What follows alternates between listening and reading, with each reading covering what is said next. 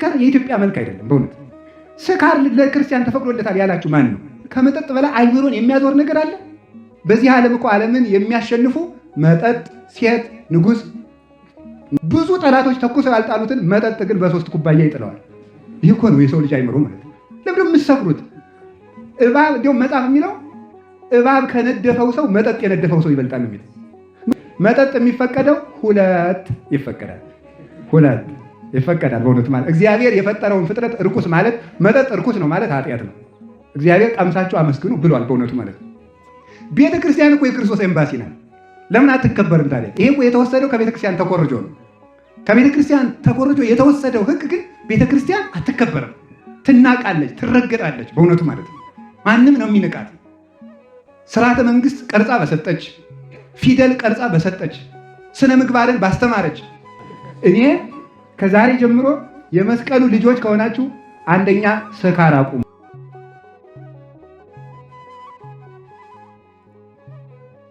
ከምስጋናዎች ሁሉ የሚበልጠው ምስጋና ቤተክርስቲያን ክርስቶስን የምታመሰግነው ምስጋና ነው። ቤተክርስቲያን ክርስቶስን የምታመሰግነው ምስጋና፣ ክርስቶስ ለቤተክርስቲያን የሚመልስላት መልስ፣ ቤተክርስቲያን ድንግል ማርያምን የምታመሰግንበት ምስጋና ከምስጋና ይበልጣልና ከብሉይ ኪዳን መጻሕፍት ይህ በስቶ የሚገኝበት መኃልየ መኃልይ ዘሰሎሞን ስለሆነ እንዲህ የሚል ማዕርግን አግኝቷል መጽሐፉ ማለት ነው። ከነገር ሁሉ እግዚአብሔርን መውለድ እንደሚበልጠው ከምስጋና ሁሉ ከፍጡራን ድንግል ማርያምን ማመስገን ከምስጋና ይበልጣል።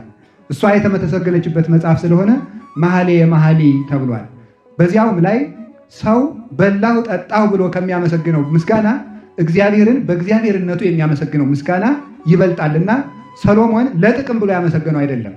ሌሎቹ ርቦኝ ነበር አበላኸኝ፣ ጠምቶኝ ነበር አጠጣኸኝ፣ ተንቄ ነበር አከበርከኝ፣ ተሽሬ ነበር ሾምከኝ፣ ተሰድጄ ነበር መለስከኝ ብለው ነው የሚያመሰግኑት።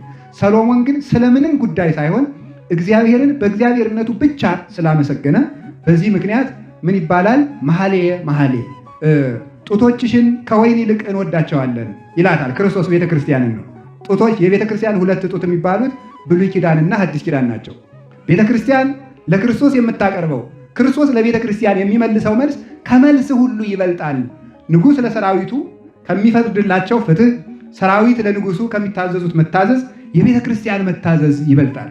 ፍትህ ከቤተክርስቲያን ይገኛል። የፍትህ ምንጭ ቤተክርስቲያን ነው። ከቤተክርስቲያን ያልተገኘ ፍትህ የትም አይገኝም። እውነት ለመናገር ከዚያ ስለራቀን ነው ፍትህ ያጣ ነው። ልንገራችሁ፣ ቤተክርስቲያን ከቤታችን ሁነን 100 ጸሎት ከምንጸልይ ቤተክርስቲያን መተን 1 ጸሎት ብንጸልይ ይሻላል። ለምን? መጻሕፍት ምን ይላሉ? ከቤቱ ሆኖ የሚጸልይ ሰው ጉዳይ ኖሮት ከባለስልጣን ከንጉሥ ማመልከቻ ኖሮት ማመልከቻውን ለሰው የሚልክ ይመስላል በደብዳቤ። ከቤተ ክርስቲያን መጥቶ የሚጸልይ ግን ለንጉሱ ቀጥታ ተገኝቶ ጉዳዩን የሚናገር ይመስላል። ምክንያቱም ቤተ ክርስቲያን የክርስቶስ ቤተ መንግስት ስለሆነች ማለት የክርስቶስ ቤተ መንግስት ናት። ሰራዊቶቹ መላእክት ናቸው። ድግሱ ቅዱስ ሥጋውና ክቡር ደሙ ነው። ስለዚህ በዚች ቤተ ክርስቲያን መገኘት ትልቅ ድንቅ ነው። በእውነቱ ልትከበርም ይገባታል። የተሾመም ያልተሾመም ቤተ ክርስቲያንን ማክበር አለበት። በቅዱስ ዮሐንስ አፈወርቅ ዘመን አንድ ሰው ነበረ፣ ንጉሥ ነው እና በቅዱስ ዮሐንስ አፈወርቅ ዘመን 5ኛው ክፍለ ዘመን ማለት ነው። ቤተ ክርስቲያን በመንግስት በወንጀል የሚፈለግ ሰው ቤተ ክርስቲያን ውስጥ ሩጦ ከገባ አይያዝም ነበር። በኋላ የሰውዬ ጠላቶቹ እየሮጡ ቤተ ክርስቲያን እየገቡ ሲያስቸግሩት አይ ይሄ ህገ መንግስት መሻሻል አለበታል፣ ይሄ ስርዓተ መንግስት ይሻሻል፣ ቤተክርስቲያንም ገባ የትም ገባ መያዝ አለበት ብሎ ህግ አወጣ። ህጉን ሻረው። ቅዱስ ዮሐንስ አፈወርቅ ምን አለው? ተው ይሄ ህግ ለአንተም ይጠቅምሃል አለ። ተው ቤተክርስቲያን የገባን ሰው አክብር፣ ምከሩና አስተካክሉት፣ ካላስተካከላችሁት መልሳችሁ ስጡ ይበል አለ። አይሆንም ብሎ ህጉን አስተካክሎ አወጣ። ከጊዜ በኋላ የገዛ ጠጅ አሳላፊው ካደውና መንግስቱን ገለበጠው። ይህ ሰውዬ እየሮጠ መጥቶ የተጠጋው ቤተክርስቲያን መጥቶ ተጠግቶ እንያዝ ሲል ግን ቅዱስ ዮሐንስ አፈወርቅ ቤተክርስቲያን ተበቃይ ስላልሆነች ደጋባ ስለሆነ ከዕቃ ቤት ሸሽጎ አሳድሮ እኔን ገላችሁ እሱን ትወስዱታላችሁ አለና አሳደረው። በበነገው ጠዋት ከህዝቡ መሃል አውጥቶ ዘመን መገላበጡ አይቀርም፣ የተሾመ መሻሩ አይቀርም፣ ያጣ ማግኘቱ አይቀርም፣ የከሳ መወፈር የወፈረ መቅጠኑ አይቀርም። ያጣም ያገኛል፣ የታመመም ይድናል፣ ጤነኛም ይታመማል። በዘመን አትመኩ፣ ባላችሁ ነገር አትመኩ፣ ቤተ እግዚአብሔርን አክብሩ ብሎ አስተማረበት። በእውነቱ ማለት አሁን በኢትዮጵያ አንድ የሚያስደንቀኝ ነገር አለ። ኤምባሲ ታውቃላችሁ አይደለም? አታውቁም? ታውቃላችሁ። ለምሳሌ ኤምባሲ፣ የአሜሪካ ኤምባሲ፣ የጣሊያን ኤምባሲ፣ የፈረንሳይ ኤምባሲ ወዘተርፈ ይኖራል። እና ያ ኤምባሲው ድርጅቱን የሰራበት ቦታ በሌላ አባባል የአሜሪካ ኤምባሲ የያዘው መሬት ትንሿ አሜሪካ ማለት ነው። ገብቷችኋል አይደለም? አሜሪካ ናት ያቺ ሀገር፣ አዲስ አበባ ያለች አሜሪካ ናት። እዚያች ቦታ ጥሶ የገባ ሰው የአሜሪካን ድንበር እንደ ጣሰ ይቆጠራል ማለት ነው። ከዛ ከአሜሪካ መንግስት ጋር ጠብ ይገጥማል ማለት ነው። ስለዚህ ሩጦ ቢገባ እዚያ ውስጥ ሩጦ የገባ ወንጀለኛ የኢትዮጵያ መንግስት አይዝም አሳልፈው ካልሰጡት በስተቀር ማለት ይሄ ዓለም አቀፍ ህግ ነው ማለት ነው። ቤተክርስቲያን እኮ የክርስቶስ ኤምባሲ ናት። ለምን አትከበርም ታዲያ? ይሄ እኮ የተወሰደው ከቤተክርስቲያን ተኮርጆ ነው። ከቤተክርስቲያን ተኮርጆ የተወሰደው ህግ ግን ቤተክርስቲያን አትከበርም፣ ትናቃለች፣ ትረገጣለች። በእውነቱ ማለት ነው። ማንም ነው የሚንቃት። ስርዓተ መንግስት ቀርጻ በሰጠች፣ ፊደል ቀርጻ በሰጠች፣ ስነ ምግባርን ባስተማረች። ድሮ ስርዓተ ትምህርቱ በቤተክርስቲያን ሳለ ቤተክርስቲያን በጫው ተቀምመው ሳለ እኮ ዛሬ እኮ የትውልዱ እንኳን ህይወቱ አማርኛው እንኳን የላሸ ነው በእውነቱ ማለት ነው። ጸያፍ አማርኛ የሚናገር እሴት ሞራል ቫሊዩ እያል ይጃጃላል። የለም 10 ኮርስ ቢሰጥ ወይ ምንም ትውልዱ ከዩኒቨርሲቲ ሲወጣ ዩኒፎርም በጫንቃው እያንዘላዘለ ነው የሚወጣ። ስልቹ ስራ የማይወድ ትምህርት የማይወድ ትውልድ መጥቷል። ቤተክርስቲያንን መራቅ ከእግዚአብሔር ያርቃል። የአንድን ሰው እንኳን አካሉን ፎቶውን መቅደድ ወንጀል ነው። በመንግስትም ቢሆን በዓለም ህግ እንኳን ማለት ነው። አካሉን መቁረጥማ እንዴት አያስጠይቅም? ቤተክርስቲያን የክርስቶስ አካል እኮ ናት። ቤተክርስቲያንን የተሳደበ ሰው አይጠየቅም። ለምንድን እንደዚህ የሚደረገው? መድኃኔዓለም ኢየሱስ ክርስቶስ ምን ይላል? ሲሳየነ ዘለለ ዕለትነ፣ የዕለት እንጀራችን ስጠን ዛሬ ብንላለን። የዕለት እንጀራ በ7 በ8 በአንድምታ ይተረጎማል። አንዱ ትርጉሙ በየቀኑ ፍትህ አታሳጣን ማለት ነው። እግዚአብሔር የሚመሰገነው ምስጋና፣ ቤተክርስቲያን የምታቀርበው ምስጋና እኛ ተለይተን ከምንጸልየው ምስጋና ይበልጣልና ስጣው የስጣውያት እኛ ጠይቀን ከምናገኘው መልስ ቤተክርስቲያን የምትጠይቅልን ጥያቄ ይበልጣል። አይን ብቻዬን ሁኜ አሁን እንደው ቢመካ ማለት ነው። እኔ እኮ አይን ነኝ በአካላት ላይ ቢመካ ቅዱስ ጳውሎስ ጽፎታል መጽሐፍ ቅዱስ ላይ። እኔ አይን ባላይልህ እኮ እግርም እጅም እኮ ጅብ በልቶ ነበር። የምትሮጠው እኮ እኔ ጅብ መኖሩን አይቸልህ ነው ቢል፣ ጆሮ ደግሞ አይኔ ስጮህ ባልሰማው አይንስ ቢሆን ምን ታውቅ ነበረ ቢል፣ ደግሞ እግር ደግሞ እኔ ባልሮጥ አንተ አይንስ ቢሆን ምን ቁም ነገር አለ ቢል፣ ሁሉም ተያይዞ መጥፋት ነው። ስለዚህ ምንድን ነው ቤተክርስቲያን? ህብረታዊት ተዋሂዷዊት ናት። ቤተክርስቲያን በክርስቶስ ራስነት ዓለምን ሰብስባ የምትይዝ ናት። ሰላምም ፍቅርም አንድነትም ከቤተክርስቲያን በላይ ምንጭም የለም በእውነቱ ማለት ነው። ሰላም ማለት እኮ የሁከት አለመኖር ነው። የሁከት አለመኖር። ሰላምን ደግሞ የሚሰጥ እግዚአብሔር ነው። ይኩን ሰላም በኃይልከ ይላል ቅዱስ ዳዊት። ሰላም የሚመጣው በኃይለ እግዚአብሔር ነው። ስለዚህ ከዚች ቤተክርስቲያን ጠላቶቻችሁን ውደዱ፣ የሚረግሟችሁን መርቁ ከምትል ቤተክርስቲያን በላይ ሰላምን የምታስተምርስ ማን ሊገኝ ይችላል? ምን አይነት አስተምህሮስ ይገኛል? እና ከቤተክርስቲያን ከኪዳን ከቅዳሴ እየቀረን ብቻችን እያነበንም በዓመት አንድ ጊዜ ቤተክርስቲያን እየመጣን ነው ወይ ኢትዮጵያ ሰላም የምትሆነው? የኢትዮጵያ መልክስ አለ ወይ? መስቀል ብሎ ሀዘን ነው እንጂ መስቀል ብሎ ዘፈን አለ ወይ? ኢትዮጵያ ወይ ባህር ዳር በእውነቱ ማለት ነው። በመስቀል ሲለቀስ ነው የተዋለ ሲዘፈን። እስቲ እግዚአብሔር ያሳያችሁ። አሁን የመስቀል ዕለት ይዘፈናል፣ ይሰከራል። እንግዲህ አሁን ቅድም ሰምታችኋል አይደለም? በዚህች ቅጽበት እንኳን የስንት ወንድሞቻችን ደም እየፈሰሰ ነው። አሁን የምንሰክርበት ጊዜ ነው። እንዲሁ እናንተ እንዲሁ ምን ይሻላችኋል? እውነቴን ነው የማምላክ። አሁን እናንተ ምን ትባላላችሁ? እዚህ መጣችሁ ክምር ስላላችሁ አሁን ደግ ልላችሁ ነው እናንተ?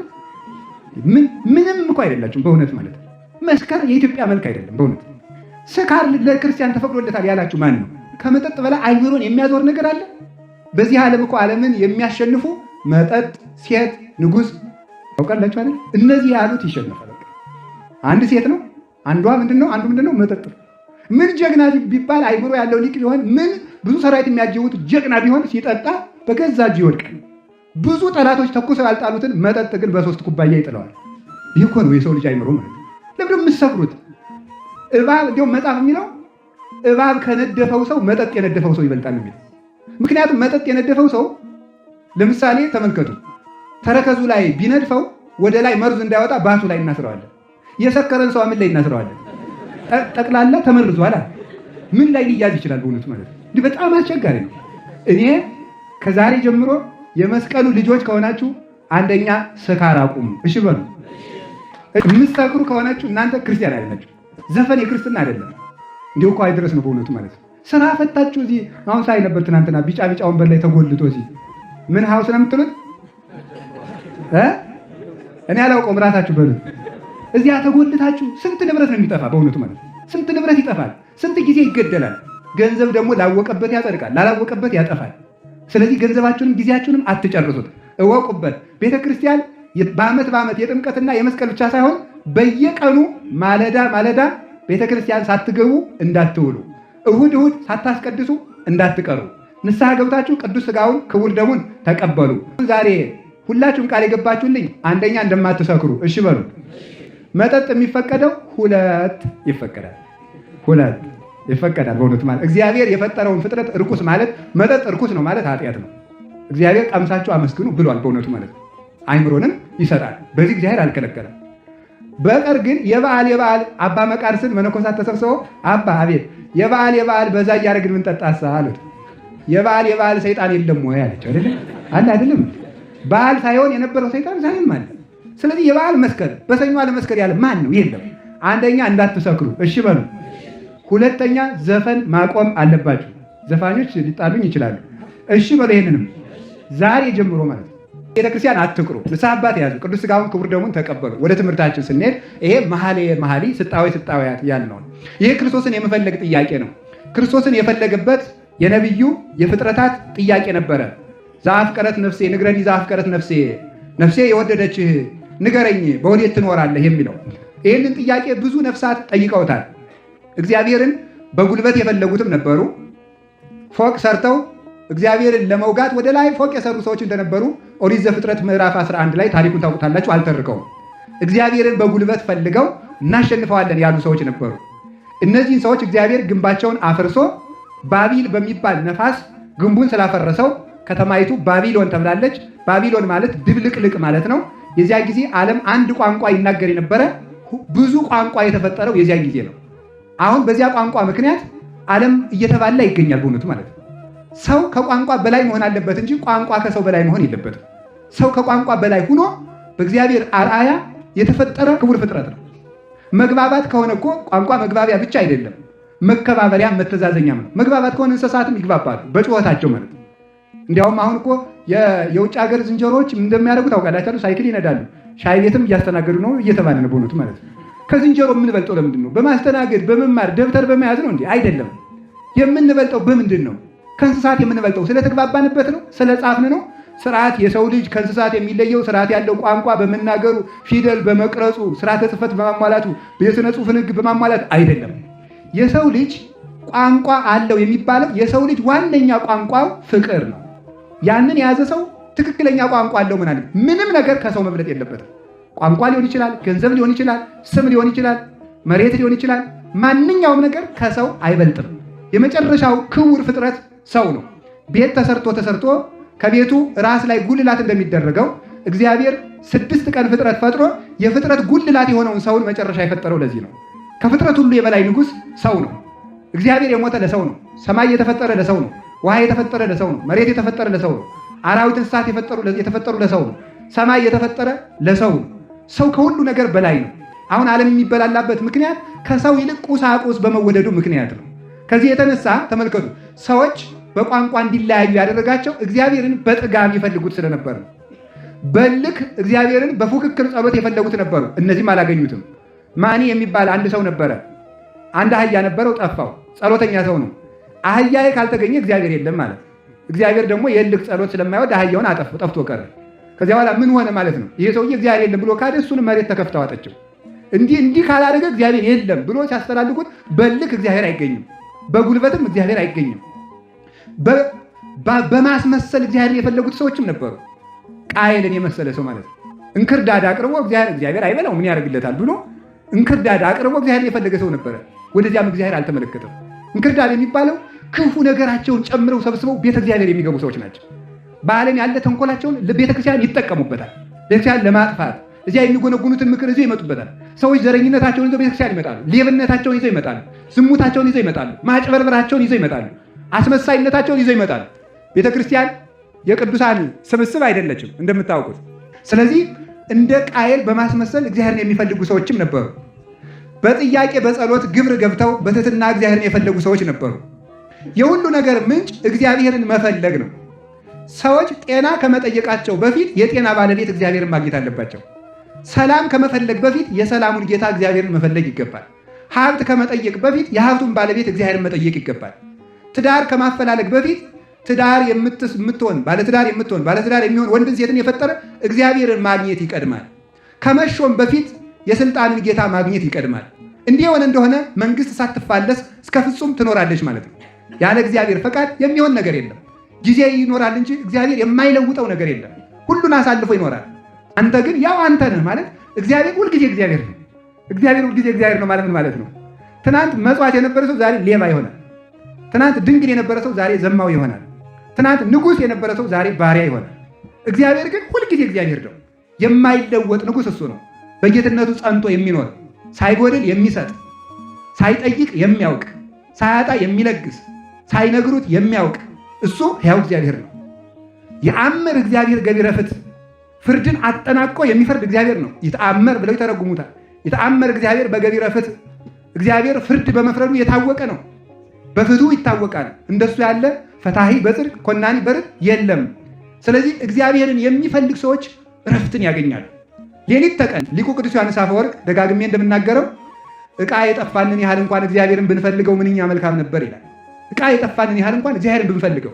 ሰው የገዛ ሞባይሉ እኮ ቢጠፋው እኮ ቤቱን በሙሉ ገለባብጦ ነው የሚፈልገው። እግዚአብሔርን ሳናገኝ ግን ውለን እናድራለን። እግዚአብሔርን በማጣታችን ነፍሳችን ደግሞ ጥያቄዋ አያርፍም። ሁልጊዜ ሰው አይረካም። ስለማይረካን ይገላል፣ ይቀማል፣ ተሹሞ መሾም ይፈልጋል። አግብቶ ማግባት ይፈልጋል። ይዞ መያዝ ይፈልጋል። ሰው ለምንድን ነው ልቡ ማያርፍለት ካላችሁ የልብ ማረፊያ እግዚአብሔር ስለሆነ ነው። እስመ ዘባህቤከ ተመልከቱ። በአንተ በእግዚአብሔርነትህ በጌትነትህ ነጽሮተ ሁሉ ነባቢያን የአረፍ ነጽሮተ ሁሉ ነባቢያን ማየት የሚፈልግ ሁሉ የማየት ጥማት የፈለገ ሰው አንተን አይቶ ያርፋል። መስማት የፈለገ ሰው አንተን ሲሰማ ያርፋል። ማግኘት የፈለገ ሰው አንተን ሲያገኝ ያርፋል ይላል። እግዚአብሔርን ማግኘት የክብር መጨረሻ ነው። በልቶ ከመጣጠብ ይውላችሁ ጋግሮ መዝራት ነው ዘርቶ መጋገር ነው የሚቀድመው? እስኪ ተናገሩ። እስኪ በሉ ንገሩኝ። እንጀራውን ብትዘሩት ይበቅላል? ስለዚህ ከምንፈልገው በፊት እግዚአብሔርን እንፈልግ። እግዚአብሔርን ስናገኘው በእግዚአብሔር ሁሉ ይገኛል። ምክንያቱም እግዚአብሔር ዓለምን የያዘ በመሆኑ ማለት እግዚአብሔርን ዓለምን የያዘ በመሆኑ ይሄ ጥያቄ በብዙ አባቶች ጥያቄ ሆኖባቸው ለፍተውበታል። አብርሃም እግዚአብሔርን ሲፈልግ ኖሯል። ይስሐቅ አይቴኑ በግው ለመስዋዕት እያለ ሲፈልግ ኖሯል። ቅዱስ ዳዊት እግዚአብሔርን ፍለጋ ወብዙሃን ይቤሉ መኑ ያርአየነ ሰናይቶ በጎ ነገር የሚያሳየን ማን ነው ብሎ እግዚአብሔርን ፍለጋ። ነቢዩ ኢሳይያስ ደግሞ ግስሶሙ ለአድባር ወረድ፣ ግስሶሙ ለሰማያት ወረድ፣ እባክህ ሰማያትን ቀደህ ውረድ፣ አንተን በመፈለግ ነፍሳችን ደከመች ይላል። ቅዱስ ዳዊት ደግሞ ሐሰስኩ ገጸከ ገጸ ዚአከ ሐስስ እግዚኦ ይትሚት ገጸከ እምኔ ወይትትጋሃስም ገብርከ ተሚአከ። አቤቱ ፊትህን እሻለሁ፣ ፊትህን ከኔ አትመልስልኝ። ፊትህን የማየውስ መቼ ነው? ከማያፈቅር ሀየል ሀባንቂ ተማያት ከማሁት አፈቅር ነፍሴ ያበ እግዚአብሔር ሕያው ጸማት ነፍሴ ለከ። ነፍሴ አንተን ተጠማች፣ ፈጣሪ አንተን የማይ መቼ ነው? አምላኬ የገይ ሳቤከ ጸማት ነፍሴ ለከ። አምላኬ በየቀኑ ወደ አንተ መጣለሁ። ነፍሴ አንተን የምታገኝ መቼ ነው? ጥሜ የሚቆረጠው መቼ ነው? ረሃቤ የሚጠግበው መቼ ነው? ደዌ የሚፈወሰው መቼ ነው? ሽባነቴ የሚተረተረው መቼ ነው? ከሞት የምድነው መቼ ነው? ከርኩሰቴ የምታጠበው መቼ ነው? እያለ ቅዱስ ዳዊት እግዚአብሔርን ይፈልገዋል። እባክህ እጅህን ላክ ፈኑዴ ከማርያም ክንድህን ከአርያም ላክ አድነኒ ወባልሐኒ። ተመልከቱ እማይ ብዙህ ከኃጢአቴ ባይ እባክህ አውጣኝ እያለ ለመኑት። ይህንን ሲፈልጉ ራቃቸው። እግዚአብሔር ሩቅ ሆነ። ተመልከቱ ወመጽአኒ ድንጋጼ ሞት ፍርሃት ወረአድ ሐዘኒ። ሞት እሞታለሁ ብዬ ሞትን ፈራሁት፣ ደነገጥኩ፣ ልቤ ታወከ። መኑ መሀበኒ ክንፈ ከመ ርግብ እስርር ወአይርፍ። ሞትን በርሬ የማመልጥበት ኧረ ክንፍ ማን በሰጠኝ? እግዚአብሔርንስ ማን ባገናኘኝ? ይላል ቅዱስ ዳዊት። አምላኬ እባክህ ፊትህን ግለጥልኝ። ወጸግ በርየ ስብሐቲከ እግዚኦ። ጌትነትህን በማየት እጠግባለሁ። የነፍሴ ጥያቄ ያኔ ይመለሳል፣ አይምሮዬም ያን ጊዜ ይረጋጋል። ፈጣሪ አንተን የማገኘው መቼ ነው ያል ይነገር። ይስሐቅን በኦሪት ዘፍጥረት ስታዩት ጉድጓድ ሲቆፍር ግብፃውያን ሲደፍኑበት፣ ጉድጓድ ሲቆፍር ግብፃውያን ሲደፍኑበት፣ ጉድጓድ ሲቆፍር ግብፃውያን ሲደፍኑበት። ይህ ይስሐቅ የተባለች የሰው ልጆች ነፍስ ናት። በየቀኑ እየቆፈረች የሚደፍኑባት ምንድን ነው? በየቀኑ እግዚአብሔርን እየፈለገች ዲያብሎስ እየደፈነባት የምትሰቃይ ነፍስ ናት። ሰኞ ሌሊት ትተጋለች፣ ማክሰኞ እንቅልፍ ያመጣባታል። ረቡዕ ትተጋለች፣ ሐሙስ ይጥላታል። ዓርብ ንጹሕ ትሆናለች፣ ቅዳሜ ዘማዊ ትሆናለች። ታቅዳለች፣ ይፈርስባታል። ትመኛለች፣ ታጣዋለች። እንዲህ ያለች ነፍስ ናት። አቤቱ ፈጣሪ ፊትህን የማየው መቼ ነው አለና ቅዱስ ዳዊት እንግዲህ ይህንን ፈጣሪ ማግኘት አለብኝ። ቢራቡ ምግብ፣ ያለ ጦር ድል የሚነሳ ጌታ፣ የጥበብ ምንጭ፣ ሳይሰለች ሁሉን የሚመግብ፣ ሳይጸየፍ ሁሉን የሚያነጻ፣ ፍጥረትን ሁሉ የሚያስተዳድር እንደ እግዚአብሔር ያለ ማን አለ? እሱን እፈልጋለሁ አለና ኢይሁበን ንዋ መላጊንቴ ወይ ቃሰ ለቀራንብቴ እስከ ረክብ መካኑ ለእግዚአብሔር ወማይደሩ ለአምላከ ያዕቆብ የያዕቆብን ፈጣሪ እግዚአብሔርን እስከማገኝ ድረስ እዩወኑ አመላይንቴ ለዓይኖቼ እንቅልፍ አልሰጣቸውም። ወይ ቃሰ ለቀራንብቴ ለሽፋሽፍቶችም ማንጎላቸትን አልሰጥም። ወይ ረፍተ ለመላትህ ለጉንጮችም ረፍትን አልሰጥም። አመሰግናለሁ የእግዚአብሔርን ማደሪያ እስከማገኝ ድረስ እንቅልፍ አልሰጠውም። ለሰውነቴ እደክማለሁ። ወባንቤ አራስኩ ኩሎ ምስካቤ በንባይ ደግሞ አልጋዬን እያራስኩ አድራለሁ። ወበለይኩ ባሁ በኩሎም ጸላይቴ በጠላቶቼ ዘንድ ሁሉ እንዳሮጌ ጨርቅ የተናቁኝ ሆንኩኝ። ፈጣሪ አንተ የምትመጣ ተመልክ ነው ደክማ ይንተ የንዘይብላ ማይዜ ተመጽእ ወታስተፈሳን አቤቱ ፈጣሪ ያንተን ተስፋ በመጠበቅ አይኖቼ ደከሙ። መቼ መተህ ጥያቄን ትመልስልኛለህ? እስከ ማይዜኑ ጊዜው ተረሳኒ ለግሞራ እኔን የምትዘናጋኝስ እስከ መቼ ድረስ ነው? እስከ መቼስ አትፈርድልኝም? ሲሳይ ኮነኒ እንባዬ ሲሳይ ሆነኝ አለ ቅዱስ ዳዊት። ሲጠጣ እንባውን እያንጠበጠበ አብሮ የጠጣው ነበር። ፈጣሪ አንተን የማገኝ መቼ ነው ብሎ ሲያዝን ኖረና አንድ ቀን ሱባኤ ገባ። ሱባኤ ቢገባ ረሃብ ተከልክሎ ከዙፋኑ ወርዶ ሰራዊት አልጎደለለት ጠላት የጠፋለት ዘመን ነው። ዳዊት ያህል ንጉሥ 40 ዓመት ያለ ጠላት የገዛ ንጉሥ እግዚአብሔር የሚታይ ዳዊት በውጊያ ቢገጥም ድል የሚነሳ ጀግና ነው። ሰራዊት በተሰለፈበት ምሽግ በተመሸገበት ዳዊት መጣ ሲባል የጠላቶቹ ሰራዊት እንደ ግንብ ይናዱለት ነበረ። እንዲህ ያለው ቅዱስ ዳዊት ገና በስሙ የሚፈራው አንበሳ በጡጫ ነምር በእርግጫ ብሎ የሚገድለው ዳዊት 6 ክንድ ቁመት ያለውን ብረት የለበሰውን ጎልያድን በጠጠር የገደለው ዳዊት አንሰ ነዳይ ወምስኪን አነ እኔ ፍጹም ድሃ ነኝ እኔ ትል ነኝ እያለ ፈጣሪውን ፍለጋ ያድር ነበረ። ፈጣሪውን ፈልጎ እንዲህ ብሎ እግዚአብሔርም አይዘገይምና ጥያቄውን መለሰለት። ዳዊት እግዚአብሔርን የታገኘው ናሁ ሰማይ ናሁ በኤፍራታ ወረከብናሁ ውስተ ቁመ ገዳም እግዚአብሔርን በኤፍራታ ሰማሁት አለ። ሁላችንም እግዚአብሔርን ለመስማት ያብቃል። እንደ ዳዊት እግዚአብሔርን ያሰማን። በኤፍራታ እግዚአብሔርን ሰማሁት። ምን ሲያረግ ሰማሁ? ተወልዶ ሲያለቅስ ሰማሁት። ኤፍራታ ማለት ጸዋሪተ ፍሬ ማለት ነው። ጸዋሪተ ፍሬ ፍሬን የምትሸከም ኤፍራታ ማለት ድንግል ማርያም ናት። የሕይወት ፍሬ ኢየሱስ ክርስቶስን ይዛ ስለተገኘች እድሜ ዘመኔን የፈለግኩትን እንባ እየጠጣው የለመንኩትን አመድ ላይ ተኝቼ የለመንኩትን ፈጣሪን ኤፍራታ ላይ ድንግል ማርያም ታቅፈው አገኘሁት አለ ቅዱስ ዳዊት መልሱን ሲነግረን ማለት ነው። ዘመኔን በሙሉ የጨረስኩለትን ጌታ ከዙፋን ወርጄ አመድ ነስንቼ የለመንኩትን ፈጣሪን ማርያም ታቅፈው አገኘሁት። ሙሴ አርየኒ ገጸከ ብሎ እግዚአብሔር ለምኖት ነበር። ሙሴ እግዚአብሔርን ድንግል ማርያምን ታቅፈው አገኙ። መላእክት ተመልከቱ፣ ወይትሜነዩ መላእክት ከመ ይርአይዎ መላእክት ያመሰግኑታል እግዚአብሔርን። ቅዱስ እግዚአብሔር ቅዱስ እግዚአብሔር ቅዱስ ቅዱስ ቅዱስ እግዚአብሔር ተመልከቱ። በክሌ ክነፊሆሙ ይከድኑ ገጾሙ ወበክሌ ክነፊሆሙ ይከድኑ እግሮሙ ወበክሌ ክነፊሆሙ ይሰሩ አንጻረ ወይብሉ ቅዱስ ቅዱስ ቅዱስ እግዚአብሔር ጸባዖት ፍጹም ምሉ ሰማያተ ወምድረ ቅድሳተ ስብሐቲከ። በሁለት ክንፋቸው ፊታቸውን ይሸፍናሉ፣ አንተን የማየት የሚቻለው ማን ነው ብለው። በሁለት ክንፋቸው እግራቸውን ይሸፍናሉ፣ ከአንተ ፊት መቆም የሚችል ማን ነው ብለው። በሁለት ክንፋቸው ዘርግተው ይቆማሉ፣ ወዴትስ ቢኬድ አንተን ማን ይመረምርሃል ብለው። እግራቸውን ይሸፍናሉ፣ በእግረ ልቡና አይደረስም። ፊታቸውን ይሸፍናሉ፣ በርዕሰ ልቡና አይደረስብህም፣ ወዲያም ወዲህም ቢባል አትገኝም ብለው መላእክት ያመሰግኑታል። እያዩት ማየት ይፈልጋሉ፣ እያመሰገኑት ማመስገን ይፈልጋሉ፣ እያናገራቸው ማነጋገር ይፈልጋሉ። እግዚአብሔር የፍጥረታት ምኞት ማረፊያ ነው። ታዲያ መላእክት እንዲህ ብለው ሲመኙት ይገርማችኋል እኮ እንኳን ቅዱስ ዳዊት መላእክት የተመኙትን ጌታ ከድንግል ማርያም እቅፍ ነው ያገኙት። መላእክት እግዚአብሔርን ያዩት መላእክት እግዚአብሔርን ያገኙት በድንግል ማርያም እቅፍ ነው። ቢያገኙት እኮ ነው ስብሐት ለእግዚአብሔር በሰማያት ወሰላም በምድር ስምረቱ ለሰብእ።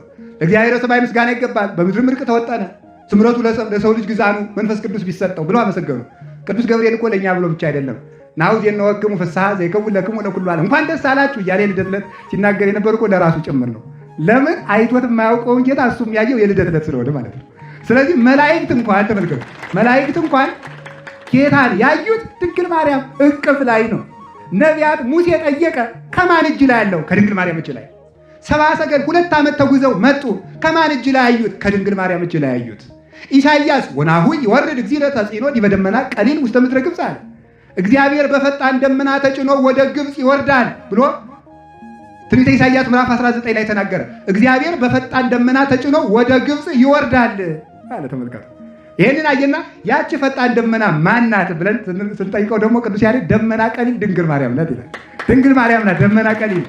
ፈጣን ደመና ጽድቅ ለጠማቸው፣ ፍትህ ለራባቸው፣ ለጎደለባቸው ሰዎች የምሕረት ዝናብ ክርስቶስን አዝላ የምትደርስላቸው ፈጣን ደመና ባለሰዓታቱ አባ ጊዮርጊስ ደግሞ አፍጣኒ ተረድኤት ማርያም በጊዜ ምንዳቤ ዋጸባ ላይንም ቀራንባ አንቲ ውእቱ ረዳኢተ ያዕቆብ በቤተ ላባ በኩሉ ህሊናሃ ወበኩሉ አልባባ ለዘይታ ፈቅረች ነፍስ ሲሮ መዝባ ላይን ከቅንድብ በፊት የሚደርስለት የለም። የፈለገ ዘመድ ቢሆን አክስት አጎት ቢሆን ላይን ፈጥኖ ደራሽ ባለው ቅንድብ ነው።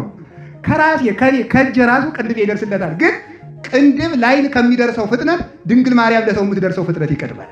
ከዚህ የተነሳ ተመልከቱ ኢሳይያስ የተፈጠነው ደመና ምሕረትን አዝላ የመጣች ዝናብ አዝላ የመጣች እመቤታችን ድንግል ማርያም ከቤታቸው የሌላቸው ሰዎች ድርቅ የመታቸው ሰዎች ናቸው። ምክንያቱም ዝናቡ ያለ እሷ ላይ ነዋ። በእሷ ጀልባ ታዝኖ ነዋ ወደ ግብፅ የወረደው። ቤተልሔም ብትሄድ ታቅፈው ታገኘዋለህ። ግብፅ ብትወርድ አዝላው ታገኘዋለህ። ወደ ኢያሪኮ ብትሄድ አብራው በስብከት ስትመላለስ ታገኛታለህ። ሰርግ ቢጠራ ምሕረት ስትለምነው ታገኛታለህ። ከመስቀሉ ስር ብትሄድ ከእግሩ ስር ታገኘዋለህ። እመቤታችን የሌለችበት ቦታ የለም። ድንግል ማርያም ከእግዚአብሔር ለይቶ አይታይም። ስለዚህ ዓለም እግዚአብሔርን ያገኘው ከድንግል ማርያም እቅፍ ነው። በሉ ሁላችሁ ዓለም በሉ። እግዚአብሔርን ያገኘው ከማን እቅፍ ነው? ስለዚህ ቅዱስ ዳዊት እንዲህ ይላቸዋል፣ እኒህ ሞኞች እኔ እግዚአብሔርን ከድንግል ማርያም አገኘሁት ብላቸው ይህን ትተው አውደ ያውሩ ረሲያን እነዚህ ዝንጎች ወዲያ ይሮጣሉ ዙሪያውን አለ። እኔ እግዚአብሔር እዚህ ነው እያልኳቸው አውደ ያውሩ ረሲያን ዝንጎች፣ ሰነፎች፣ ልብ የለሾች ወዛል ወልብ ይሌብ ሆነ ዝንቱ አይምሮ የሌለው ልብ የለሽ መናፍቅ ክርስቶስ ከድንግል ማርያም እቅፍ ላይ እንዳለ አያውቀው አስተውሎ ሰብአ ሰገል እኮ አንተ 2 ዓመት ደግሞ መጥተው እኮ ያገኙት ከድንግል ማርያም ነው። አሬ እጅ ድንግል ማርያም ክርስቶስን ትጋርዳለች ይችላል። ትገልጣለች እንጂ እንዴት ነው የምትጋርደው? ታቅፋ እያሳየቻቸው አይደለም እንዴ? ገብተው ሲገቡ እኮ አገኙት ማለት ነው። በእናቱ ስግደት አቀረቡለት። እናቱ እንደታቀፈች ነው ስግደት ያቀረቡ። ያን ጊዜ ቅዱስ ዳዊት ትንቢት ተፈጸመ። ለከይደሉ ስብሐት በጽዮን ወለከይት ፌርኖ ጸሎት በኢየሩሳሌም ስማ እግዚኦ ጸሎተ ኩሉ ዘሥጋ ዘመጽሐቤከ ወኃጢአተ ንስሐ አንተ ትሰሪ ለነ። ስለዚህ ምን እንላታለን? ማርያም ማለት ምሳሌ ምስጋና ወምስትስራ ኃጢአት። ማርያም ማለት ስሬት የሚገኝባት የታቦቱ የስሬት መክደኛ አካላዊ ቃል በልቡና የተጻፈባት እግዚአብሔር የተገኘባት ሰላምን ያወረደች እግዚአብሔርና ፍጥረት የተገናኙባት እመቤታችን ናትና የጠፋው ሰው እግዚአብሔር ማግኘት የሚፈልሰው ወደ ድንግል ማርያም ይምጣ። እግዚአብሔርን ያገኘንባት እውነተኛይቱ መቅደስ ለድንግል ማርያም ክብር ምስጋና ይግባል። አሁን እዚህ ላይ ተፈጸመ ተስፋ አበው በማርያም ድንግል። አሁን እዚህ ላይ እናርፋለን ማለት ነው። በሉ ተፈጸመ በሉ ተስፋ አበው በማርያም ድንግል። የአባቶቻችን ተስፋ ከማን ተወለደ? ከድንግል ማርያም ሲወለድ ዳዊት አገኘዋለሁ አለ። እንዲሁም ቅዱስ ዳዊት መጽሐፍ ቅዱስ ላይ እኮ እግዚአብሔርን ፈለጉ እንጂ ማርያም ፈለጉ አይልም። አይደለም እንደዚህ ነው የሚለው። ወማይደሮ ለአምላከ ያዕቆብ መስማት ነው። የያዕቆብን ማደሪያ ፍለጋ ነው ያለ ቅዱስ ዳዊት። የያዕቆብ አምላክ ማደሪያ ማናት? ድንግል ማርያም ናት። ዳዊት የፈለገ የያዕቆብን አምላክ ብቻ ሳይሆን የያዕቆብን አምላክ ማደሪያ ጭምር ነው። እግዚአብሔርን ብቻ ሳይሆን ድንግል ማርያምን ፈልጓታል። ፈልጎ ስላገኛት ነው ተንሥእ እግዚኦ ውስተ ዕረፍትከ አንተ ወታቦተ መቅደስከ። አንተም ተነስ ተሰቅለህ አትቅር፣ እናትም ደግሞ ኋላ ትነሳ ላይ ተነስታለች እመቤታችን። አሁን ደግሞ አንድ ይቀረናል ማለት የዳዊት ጥያቄ ተመለሰ። ቅድም ስብሐት ላይ እንግዲህ አለ ወረከብና ውስተ መገዳም በጫካ በቤተልሔም ተወልዶ ጫካ ድንቁር ነው የአይሁድ ፍሬ የሌለበት ጫካ በዚያ ተወልዶ አገኘ ነው። ስላገኘ ነው እንከሰንበው ውስተ አብያተ ለእግዚአብሔር አግኝተ ነው የለ እንግዲህ ማን ገባለን ገብተንሳ ወንሰግድ ውስተ መካን ሀበ ቆመ ግብረ እግዚእነ። ስለዚህ ጌታችን ኢየሱስ ክርስቶስ በገባበት ማኅፀን ወደ እመቤታችን ሄደን እንሰግዳለን። ስገዱ እንጂ እንደ ፖሉ ዝም ብላችሁ ቁማችሁ። አዎ ለእግዚአብሔር እኮ ነው የምንሰግደው። ከዚያ ተመልከቱ። ሁለተኛ የሰሎሞን ጥያቄ ቀረ። ይሄን መልሰን ጨረስ። ሰሎሞን ደግሞ ምን አለ? ንግረኒ ዘአፍቀረት ነፍሴ፣ አቤቱ ነፍሴ የወደደችህ አንተ ማረፊያ ወዴት ነው? ተመልከቱ። አይቴ ትሬኢ ወአይቴ ትሰክብ፣ በወዴት ትሰማራለህ በወዴት ትተኛለህ አለ። ተመልከቱ። ከመ ይኩን እንዘ አንጌጊ ውስተ መርአየ ካልአኒከ። አንደኛው ለባቢሎን የተነገረ ትንቢት ነው ለእስራኤላውያን። እስራኤላውያን በባቢሎን ሆነው የሚጠይቁትን ጥያቄ ሰሎሞን ኢየሩሳሌም ሆኖ ይጸልየዋል። ምን ማለት ነው? አቤቱ ፈጣሪ በሐሩረ መከራው እየተሰቃየው ሳለው አይቴ ትሬኢ መነ ትሬኢ ሲል ነው ይላል። እማትጠብቀኝ ማንን እየጠበክ ነው ይላል። ተመልከቱ። እስራኤል ናቸው። እማትጠብቀኝ ማንን እየጠበክ ነው? ከኛ ጋር ካልሆንክ ከነማን ጋር ሆነህ ነው? ከጠላቶቻችን ጋር ነህን ወይስ ወዴት ሆነህ ነው? አይቴ ተሰክብ፣ ለምን ትተኛለህ? ወዴትስ ትተኛለህ? አቤቱ ፈጣሪ የተኛ ሰው እንደማይረዳ እማትረዳይ ለምንድን ነው ይላል። እማትረዳይ ለምንድን ነው ብሎ ጠየቀው። የት ነው ያለኸው ፈጣሪ ብሎ ሰሎሞን ይጠይቃል። ይሄ የምርኮ ጥያቄ ነው። ንግረኒ ዘአፍቀረት ነፍሴ፣ ሚጠቱን ንገረኝ። ከስደት የምንመለሰው መቼ ነው? ሀገራችን ኢየሩሳሌም ሰላም የምትሆን መቼ ነው? ሞት የሚያበቃ መቼ ነው? ስደት የሚያበቃ መቼ ነው? እባክህ ንገረኝ ብሎ ሰሎሞን ደግሞ ይጠይቃል። በእነዚህ አድሮ ነው እግዚአብሔር እንዲህ አለ፣ ሰናይት ማንስት እመሰይ ያይመርኪ ርእሰኪ፣ አንቺ ራስሽ ካልገባሽ ይላል ፀሐይ ውስጥ ተሰኮናሆሙ ለመሬት። እንግዲህ መቼም አለ እግዚአብሔር ነው እንዲህ የሚለው፣ እስራኤል ብልሽ አልሰማኝ ስላልሽ ዝም ብለሽ እንግዲህ ጠባይሽን አሳምረሽ ናቡከደነፆርን ተከተለሽ ባቢሎንሽን ሂጂ ዝም ብለሽ አለ። አሁን አትንፈራገጭ። ድሮ ሰላም እንዲሆን ነግሬሽ ነበር እምቢ ብለሻል፣ ወደ ባቢሎን ሂጂ አላት። ተመልከቱ ማለት ነው። ወራይ ማሐሳ ጣሊኪ፣ አንቺ የግልገሎችሽን ደግሞ አለ ተመልከቱ፣ ውስተ አይጻዳት ይሆሙ ለኖሎት፣ እንግዲህ ሂጂና ኢየሩሳሌም ተከብረሽ ኑሪ ብልሽ አልሰማኝ ስላልሽ ባቢሎን ሂጂና የንጉሥ ድንች ቀቅይ፣ ገንቦ በጥብጭ፣ ሽቶ አጣፍጭ፣ ጤስ የጤስብሽ የነገስታቱን ልጆች አሳድጊ፣ ነፃነት ካልጣፈጠሽ ባርነት እሰጥሻለሁ ብሎ ነገራት ማለት ነው። እግዚአብሔር ከዚህ ይሰውራል። አንድ ሁለተኛ ደግሞ አይቴ ትሬይ ዋይቴ ተሰክም፣ አቤቱ ፈጣሪያችን ቤተክርስቲያናት ደግሞ እንዲህ ነው የምትለምነው። ተመልከቱ፣ አይቴ ትሬይ ዋይቴ ተሰክም፣ በቀትር መቼት ወዴት ትተኛለህ? በሐሩረ ስቃይ በገሃነም እየተሰቃየው የት ትተኛለህ? አይ ሰናይት ማንስት፣ ቀድሞ ከነገደ መላእክት ክብር ጨምሬ የፈጠርኩሽ አዳም ከነ ልጆችሽ አንዲት በለስ አትብይ በገነት ያለውን ብይ ብዬ ባዝዝሽ አልሰማሽምና እንግዲህማ ተመልከቱ አጋንንትን ተከትለሽ ትወርጃለሽ። ባይሆን እስራኤል እነ ዳንኤልን እነ ሰለስቱ ደቂቅን ስሚ፣ ምዕመን ነቢያት ሐዋርያትን አድምጭ። አይቴ ትሬይ አይቴ ትሰክም፣ ወዴት ትተኛለህ? ወዴት ትሰማራለህ? መልስ ቀትር ምንድን ነው? ቀትር የሚባል ምልአተ መዓልት ነው። የቀን ምልአት ነው። ፀሐይ የሚሞቅበት ጊዜ ነው። በሙቀት ሃይማኖት እየፈለግኩ ማለት ነው። ቀትር 6 ሰዓት ብርሃን ነው። በብሩህ አይምሮ እየፈለግኩህ ማለት ነው። 6 ሰዓት በምልአት ላይ ፀሐይ በአናት ላይ ተዋናለች። በሙሉ አይምሮ በእውቀት እየፈለግኩ ፈጣሪ ለምን አትገኝም ቢለው ፀሐይ ውስጥ ተሰኮናሆሙ ለመሬት፣ ሐዋርያትን ሊቃውንትን ካህናትን ተከትለሽ ነይና ታገኝኛለሽ። አይቴ ተሰክብ፣ ወዴት ትተኛለሽ ብላል። አይቴ ተሰክብ። ኢየሱስ ክርስቶስ ለዓለም የምትሰቀል መቼ ነው? ተሰክብ የተባለ በመስቀል ላይ የሞተው ሞቶ ነው።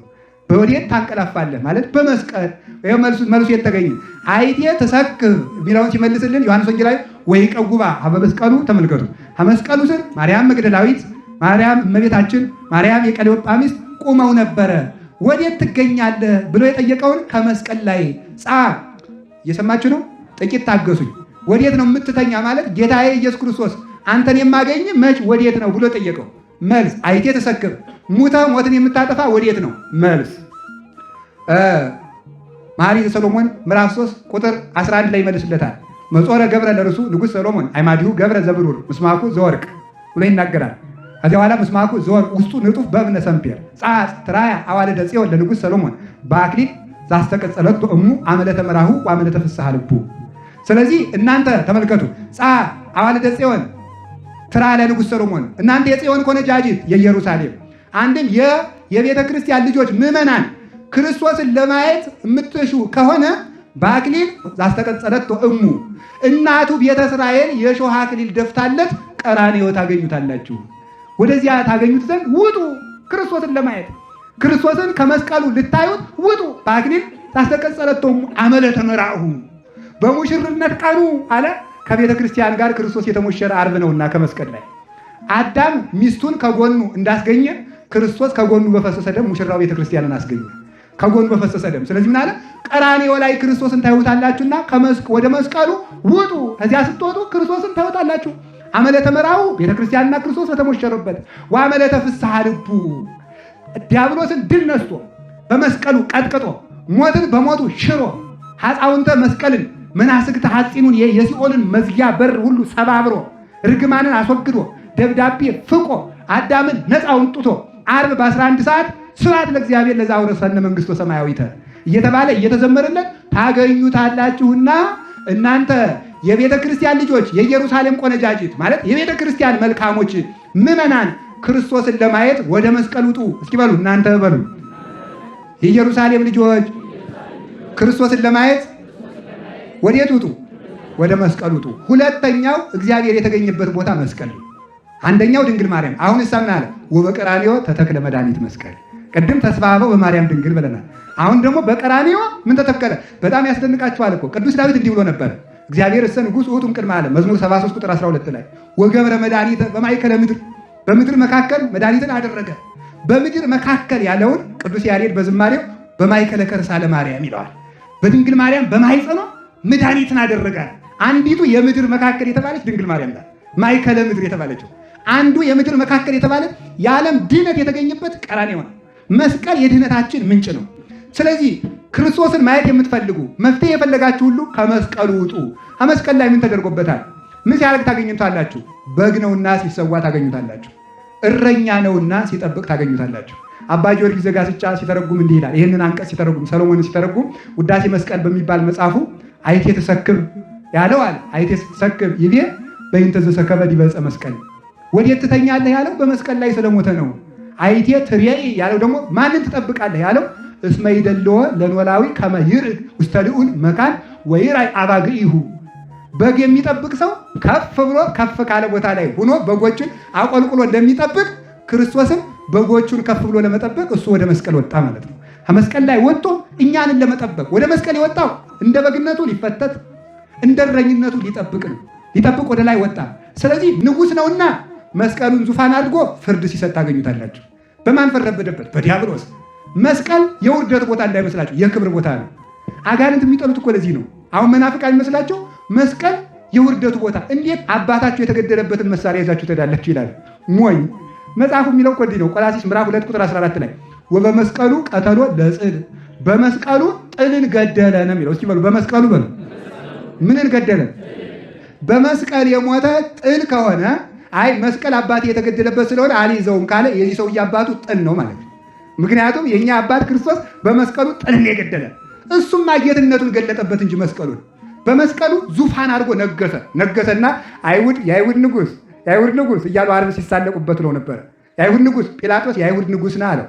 አንተኑ ንጉሶሙ ለአይሁድ አለው። የአይሁድ ንጉሥ አንተ ነህ አለው። አንተ ትቤ የአንድ ክልል የማታለው ንጉሥ የምታደርገኝ አንተ ነህ፣ እኔ የዓለም ንጉሥ ነኝ ማለቱ ነው። አያቸው አንተ አልክ የሚለው እኔ የዚች እስራኤልን እኮ ብታዩት ወይ ኦሮሚያ ክልል ወይ አማራ ክልል እኮ አታልም። የሆነች ጠባብ መንደር እኮ ናት። ታዲያ እኔም አይቻታለሁ ጥቂት መንደር ናላ ሙላዋን ዙሪያ ባላት። አሁን የአይሁድ ንጉሥ ነው ብለው እኔ የዚች አውራጃ ንጉሥ አይደለም የዓለም ንጉሥ ነኝ አለ። ታዲያ ጌትነቱ በምን አስረዳ? አይ እስቲ ወቁት እንግዲህ የፀሐይ ጌታ ማን ነው? ፀሐይን ድርግም። የከዋክብት ንጉሥ ነኝ፣ ከዋክብትን እርግፍ። የጨረቃ ጌታ ማን ነው? እኔ ደም አለበሰው። የቆማችሁበትን መሬት ፈጥሬ የማስተዳድረው እኔ ነኝ። እግዚአብሔር እኮ ፈጥሮ የሚገዛ ንጉሥ ነው። ንጉሥ አብይ የሚባለው ለዚህ እኮ ነው። ንጉሥ አብይ እግዚአብሔር ታላቅ ንጉሥ ይባላል። ብቻውን ነው እሱ የሚባል። ለምን? ፈጥሮ የነገሰ ንጉሥ የለም። ፈጥሮ የነገሰ ንጉሥ አለ? አሁን ነገስታት መንግስት አሁን ግብር ያስከፍላል አይደል?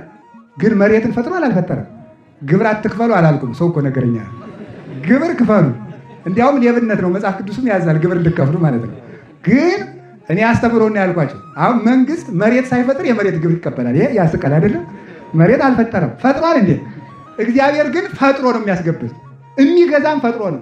ንጉሥ የሚነግሰው እግዚአብሔር በፈጠረለት ሜዳ ነው። እግዚአብሔር ግን ራሱ በፈጠረው ነግሶ ይኖራል። ያለ ፍጥረትም ነግሶ ይኖራል። ታላቅ ንጉሥ ነው። ስለዚህ መሬቱን የፈጠረው ማን ነው አለ? ዓለምቱን ሰነጠቀው፣ በደሙ ሰነጠቀው። ፈለግሰ እስመ ፈለግ ዘማቤከ ይሰጥቅ ዓለምት፣ ፈለግሰ ይሰጥቅ ዓለምት ያለ ምንድን ነው? ያንተ ደም ዓለትን ይሰነጥቃል ነው። ዓለቱን ሰነጠቀው። ዮሐንስ አፈወርቅ ምን ይላል? በክርስቶስ ደም ዓለቱ ተከፍቶ ሲሆን የአይሁድ ልብ ግን እንደተዘጋ ዋለ ይላል። በጣም አስቸጋሪ ነው በእውነቱ ማለት እንደተዘጋ ዋለ። መሬትን አንቀጠቀጠው፣ ሙታንም ተነሱ። እስቲ ሞት እሱ ሕይወት ከሆነ እስቲ ሞትን ይሻል ሲሉት ሙታን በሙሉ ከመስቀሉ ስር እንዳሸንፈሉ ደሙ ሲያርፍባቸው ከ500 በላይ የሆኑ ሙታን ተነስተው የክርስቶስ ትንሣኤ ማስረጃው አንዱ የተረጋገጠው በምንድን ነው? አንደኛ በጠላቶቹ ነው። ሁለተኛ በወዳጆቹ ነው። በጠላቶቹ የምስክርነቱ ሾት ዘበኞቹ እዚያ ተሰብስበው አንደኛ ለ60 ለ50 የሚነሳ ድንጋይ የመቃብሩ ዘግተው ነው የሄዱ። ሁለተኛ ደግሞ እንደ ዶሮ የማያንቀላፉ የሮም ወታደሮችን አስቀምጠው ነው የሄዱ። አላት ሌሊት ተነስቶ ክርስቶስ ተነሳ። ወርቃቸውን ተቀበሉና ወታደሮቹ ሄደው ለጲላጦስ ለንጉሱ ምን አሉ? አይ ሌሊት መጥተው 12ቱ ተማሪዎቹ ሰርቀው ወስደውታል። አንደኛ ተመልከቱ፣ በሞት ይሁን እኛ ተኝተን ሳለ ሰርቀው ወሰዱታል። ይሁን አንዱ በሞት ያስተውሉ። አንደኛ ከተኛ እንዴት አድርጋያቸው? የፍርድ ቤት ጥያቄ እኮ የመጣ መጽሐፍ ቅዱስ ነው። ከተኛ የታያቸው ነውር አይደለም? ተኝተ ከነበር የታያቸው ወታደሩን ማለት። ሁለተኛ ደግሞ ካያቸው ለምን ለቀቃቸው? ይሄ ስለዚህ ወኮነ ነገርክሙ ዝሮ ወዝርዙረ ነገራችሁ ሁሉ ብትንትን ወጣል ብሎ ጲላጦስ እንደገና ደግሞ ራብ ያደከማቸው 12 ተማሪዎች ለ60 የሚነሳ ድንጋይ ምን ይችላሉ? እንደገና ዓርብ ሳይሞት በቁሙ ጥለውት የሮጡት እንዴት ብለው ደፍረው መቃብር ይመጣሉ? ሰይፍ ጋሻ ሳይነቀንቅባቸው ጦር ሳይወረወርባቸው የፈሩ ደቀ መዛሙርቱ እንዴት ብለው ይመጣሉ? ይህ ውሸታችሁ መሆኑ በዚህ ይታወቃል ብሎ ተናገረ። ሁለተኛው ምስክር ከመስቀሉ ስር የተነሱ ሙታን ናቸው። እዳ ምራቲቱ ላማተ እኔ በዚህ ጊዜ የቀበርሽኝ ምራትሽ አይደለሁ ነሽ እያሉ እኔ እኮ በዚህ ጊዜ የቀበርከኝ ልጅ እኔ እኮ በዚህ ጊዜ የቀበርከኝ አባትህ ነህ እያሉ በገዛ ልጆቻቸው ከመስቀሉ ስር ሙታንን አስነስቶ አይሁድን አሳፍሮ ትንሣኤውን ገለጠ። ማን? ጌታችን መድኃኒታችን ኢየሱስ። ስለዚህ ክርስቶስን ማየት የምትፈልጉ አይቴ ተሰከሩ ወዴት ነው የምትገኝ ብትሉት ወደ ቀራንዮ። ክርስቶስ የት ይገኛል? ከመስቀል ይገኛል። በሉ ክርስቶስ የት ይገኛል? በሉ ክርስቶስ የት ይገኛል? አዎ ባይታዊነቱን ስትፈልጉ ቆሮንቶስ ታገኙታላችሁ። ሕፃንነቱን ስትፈልጉ ቤተልሔም ከእናቱ ጋር ታገኛላችሁ። ሊቀ ካህናትነቱን ስትፈልጉ ከመስቀሉ ላይ ሲሰዋ ታገኙታላችሁ። ራሱ በግ ሆኖ ይሰዋል። ራሱ ሊቀ ካህናት ሆኖ ምን ያህል ይሰዋል። ራሱ ንጉሥ ሆኖ መስዋዕትነቱን ይቀበላል። መስቀል የክርስቶስ መንበር ነው እንጂ ማፈሪያ አይደለም። መንበሩ ነው። መንበሩ ምን አደረገው? የዛ ጊዜ ንጉሥ ሆኖ ቅድም እንዳልኳችሁ በሰማይ ፈረደ፣ በምድር ፈረደ። እኛ እኮ መቅደስ አለን የኦሪት መቅደስ እያሉ ሲኳሹ ደግሞ የመቅደሱ ጌታ ማን ነው? የቤተ መቅደሱን መጋረጃ በቅዱስ ገብርኤል ሰይፍ ከሁለት ቀደደው። ንጉሥ ይሏችኋል። ይሄ ነው ክርስቶስ መስቀል ላይ ሆኖ የምድር ንጉሥ፣ የሰማይ ንጉሥ፣ የመቅደስ ንጉሥ፣ የሕይወት ንጉሥ። መስቀልሳ የዘላለም ንጉሥ የኢየሱስ ክርስቶስ መንበር ስለሆነሳ ምን እንላለን? መስቀሉንና ድንግል ማርያምን አንድ ላይ አድርገን መንበርከ እግዚኦ ለዓለመ ዓለም። አቤቱ መንበርህ መስቀልና መንበርህ ድንግል ማርያም ለሁል ጊዜ እናመሰግናቸዋለን። ለቤትከ ይደሉ ስብሐት። ተመልከቱ። አዎ ቅዱስ ዳዊት እንዲህ ይላል፣ ለቤትከ ይደሉ ስብሐት እግዚኦ ለነዋህ መዋዕል። አቤቱ ለድንግል ማርያም መቅደስ ላደረግከው ለመስቀልህ ሁልጊዜ ምስጋና ይገባል። አትፈሩበት። በመስቀል የተቀጠቀጠ ሰይጣንና ሞት ነው። ክርስቶስ ግን ሕይወት ሰጥቶበታል። ስጋውን ቆርሶ ሰጥቷል። ደሙን አፍሶ ሰጥቷል። የዕዳ ደብዳቤያችን የተፋቀው ከመስቀሉ ስር ነው። ርስት የተሰጠን በመስቀሉ ነው። የጥል ግድግዳ የፈረሰ በመስቀሉ ነው። ተስፋ የተፈጸመ በመስቀል ነው። ቤዛነት የተፈጸመ በመስቀል ነው። የአዳም ድነት የተደረገ በመስቀል ነው። ርስት የተመለሰ በመስቀል ነው። ክህነት የጸና በመስቀል ነው። ቤተክርስቲያን የተመሰረተች በመስቀል ነው። ቁስላችን የተፈወሰ በመስቀል ነው። የዘላለም ሕይወት የተሰጠን በመስቀል ነው። ገነት የተከፈተች በመስቀል ነው። ሲኦል የተበረበረ በመስቀል ነው። ሞት የተሻረ በመስቀል ነው። ዲያብሎስ የተሻረ በመስቀል ነው። መስቀልን ስለዚህ እናምነዋለን፣ እንጠብቀዋለን። የምናመልከው ልብ ብላችሁ ስሙ፣ የምናመልከው በመስቀሉ ላይ የተሰቀለውን ክርስቶስን ነው። መስቀል መንበር ነው። አሁን የኢትዮጵያ ጠቅላይ ሚኒስትር ወይም የሌላ ሀገር ጠቅላይ ሚኒስትር በመኪና ቢመጡ መኪናይቱን እጅ ብንነሳት፣ አሁን መኪናይቱን እያነገስናት ነው? ሰውየውን እያከበርን ነው? እስኪ ንገሩኝ። ማንን የምናከብረው? ሰውየውን። እንዴት እናንተ እንዴት መኪና ንጉሥ ስላላችሁ የሚል ሰው እብድን መሆን አለበት ማለት። እኛ መኪናይቱ ውስጥ ያለውን ሰውየውን ጠቅላይ ሚኒስትሩን ያከበርነው አይደለም እንዴ? መኪናይቱን አይደለም። ለመስቀል ስንሰግድ የምናከብረው ከመስቀሉ ላይ ያለውን መድኃኔዓለምን ነው። መስቀል አሁን መልክአ መስቀሉን ብታዩት ሰላም ተመልከቱ። ሰላም ለእስትንፋስከ ሰላም ለቆምከ ብሎ የሚናገረው ክርስቶስ ነው። ሰላም ለቆምከ ብሎ አካለ መለኮት አካሉ ነው የሚለው የክርስቶስን አካል ነው የሚያመሰግን መስቀል ብሎ ማለት ነው። ይሄ መስቀል የክርስቶስ መንበር ስለሆነ ነው የምናመሰግነው። ዝንቱ መስቀል መንበረ ነበልባል ዘኪሩቤል ቢጽ አምሳለ ስምኪ ማርያም ርቧ ሆያት ወግብፅ ብሎ ነገር አዋሃዘ ደመ ወማየ በኢየሩሳሌም ወግብፅ። ይሄ መስቀል ይላል የኪሩቤል ባልንጀራ ነው።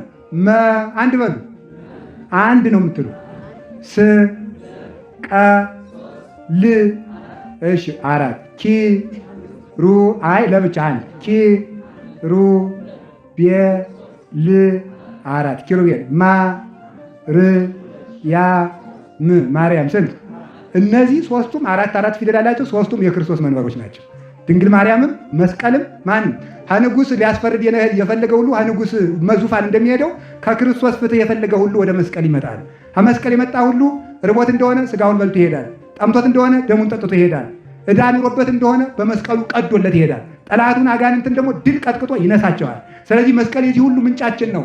ይሄም መስቀል ከዚህ በኋላ ተመልከቱ፣ መስቀልን መካድ የክርስቶስን ትንሣኤ መካድ፣ የክርስቶስን ቤዛነት ጭምር መካድ። መስቀልን ግን አናመልክም። የምናመልከው ክርስቶስ ነው ብያቸዋለሁ። አሁን ክርስቶስ እንደተነሳ ማስረጃ ይሆን ዘንድ በመስቀሉ ላይ ብርሃኑን እየገለጠ አስቸግራቸው። አይሁድ ለምቀኝነት አያርፉምና እንግዲህ እሱ ሞትኩ ተነሳው እያለ ሲበጠብጠን ይኖራል። ምስጋና ይግባው። ደግሞ መስቀሉ ደግሞ እንዲህ ሲረብሸ ሊኖር ነው። እናጥፋው ብለው ተማማሉ። ከዚህ በኋላ ማንም ሰው ጥራጊ ባነሳ ቁጥር ጠርጎ የቤቱን ጥራጊ ከመስቀሉ ላይ እየወሰደ ይድፋ የሚል አዋጅ ነገሩ። እየወሰዱ ሁላቸውም የኢየሩሳሌም ሰው በሙሉ ጥራጊውን እየጠረገ ይጥልበት ጀመረ። መቼስ አንድ ሰው ክፉ ስም የሰጠውን ሰው ሁሉም ሰው አይደል የሚሰድበው? እንደዚያ ማለት ነው። የወደቀን አጥር ማንም ይገፋዋል እንደሚባለው ማለት ነው። ሁሉም ሰው ከዚያ በኋላ ጥራጊ ይጥልበታል። እንደኛ ሀገር ሰው የኛ ሀገር ሰውና የእስራኤል ሰው እኮ አንድ ነው። የኛ ሀገር ሰው የኢትዮጵያ ሰው ሳይገባው ይደግፋል፣ ሳይገባው ይነቅፋል። እንደዚያ ነው ማለት። ሲያጨበጭብም አይገባም። እያጨበጨበብና ይሆን እያጨበጨበልና ይሆን አይገባም። በጣም ኃይለኛ እኮ ነው የኢትዮጵያ ሕዝብ። እንደ እስራኤል ቂመኛ ነው ደግሞ ማለት ነው። እየሳቀው ከፍቶት ሁሉ የኢትዮጵያ ሰው ይስቃል፣ ከፍቶት ሁሉ ማለት ነው። ልቡ ደግሞ ኃይለኛ ነው በእውነቱ ማለት ነው። እንዲያው እንደ ኢትዮጵያ ያለ አለ መሰላችሁ? በጣም ዓለም ሁሉ እኮ የጨነቀው እኮ እንዴት ያሉ ሕዝቦች ናቸው! እየራባቸው የሚጠግቡ እንዲህ እንኳ በእውነት እኮ ማለት ነው። እየራባቸው የሚጠግቡ ደካማ ሆነው የሚያሸንፉ ምን አይነት ሕዝቦች ናቸው!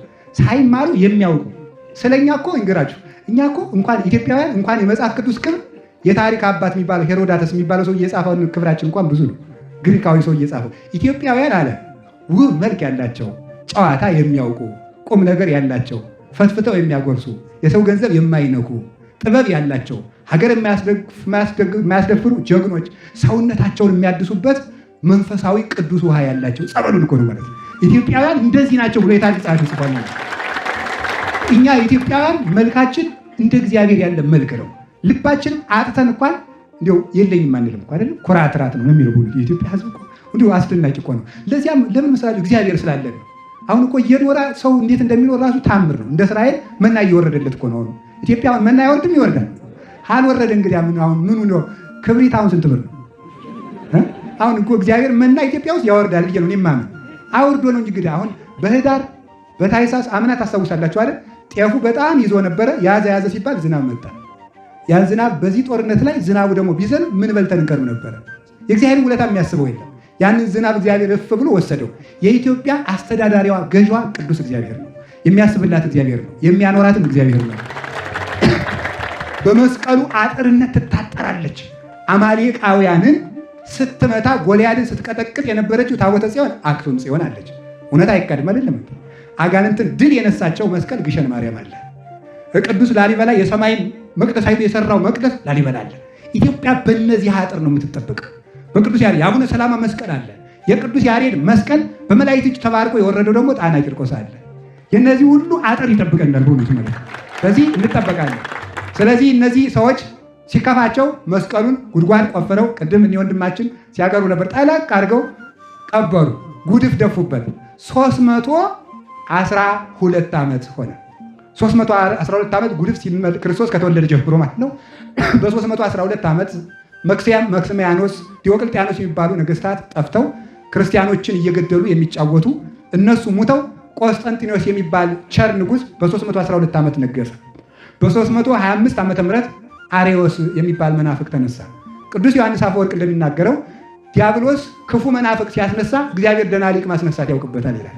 ስለዚህ ማን አስነሳ? አትናቴዎስን እለእስክንድሮስን። አሬዎስ ተከራክሮ ተረቶ ተሸነፈ፣ ድል ተነሳ። ሃይማኖት አቅንተው እሱን አውግዘው ከለዩ በኋላ ሰለስቱ ምዕት ሃይማኖታቸውን አቅንተው የቆስጠንጢኖስን ንጉሥ ንግስና መርቀው ወደ የሀገረ ስብከታቸው ሄዱ። የቆስጠንጢኖስ እናት ንግሥት እሌኒ ልጇ ከነገሰ በኋላ ሃይማኖት ከተደላደለ በኋላ በል እንግዲህ ልጄን አንግስልኝ ብዬ ነግሬው ነበረ፣ አንግሶልኛል። ልጄን ያነገስክልኝ እንደሆነ መስቀልህን ኢየሩሳሌም ሂጄ እፈልጋለሁ ብዬ ተስያለሁ። ሂጄ ልፈልግ ነውና ልጄ ፍቀድልኝ አለችው። ንጉሥ ስለሆነ ፈቅጄልሻለሁ ባለ ሰራዊት መደበላት፣ ስንቅ አስጫናላት፣ ወርቅ ብር ሰጣት። እሷም ጥሩ አድርጋ አሳድገዋለች። እስከ 3 ሰዓት ድረስ ጸሎት ጸልይ። 3 ሰዓት ላይ በዛሬው ቋንቋ ቢሮ፣ በዚያን ጊዜ ቋንቋ ቤተ መንግስት ግባ።